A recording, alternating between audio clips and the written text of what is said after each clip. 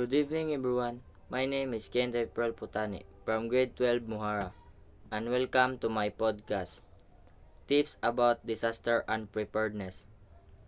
During an earthquake, how to protect yourselves during an earthquake. Know what to do to keep yourself and your loved ones. During an earthquake, in most situations, you can protect yourself if you immediately drop, cover and hold. Drop, cover and hold. Drop down onto your hands and knees before the earthquake knocks you down. This position protects you from falling but allows you to still move if necessary. Cover your head and neck and your entire body if possible. Underneath a sturdy table or desk if there is no shelter nearby. Get down near an interior wall or next to low-lying furniture that won't allow fall on you.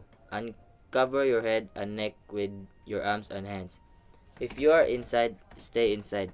Do not run outside or to another rooms during an earthquake. You are less likely to be injured if you stay where you are. To reduce your chances of being hurt, take the following actions. If possible, within the few weeks, seconds before shaking intensifies, quickly move away from glass, hanging objects, bookcases, or other large furniture that could fall. Watch falling objects, such as bricks from fireplaces and chimneys, light fixtures, wall hanging, high shelves, and cabinets, with doors that could swing open.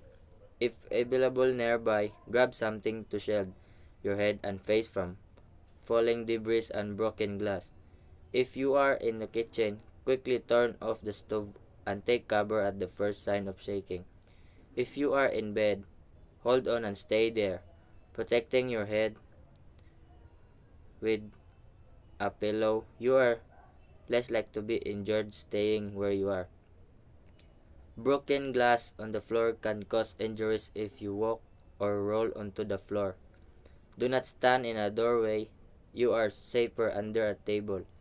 In modern house, doorways are no stronger than any other parts of the house.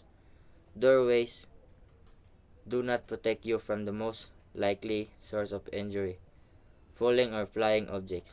Most earthquake-related injuries and death are caused by falling or flying objects, such as TVs, lamps, glass, or bookcases, or being knocked to the ground.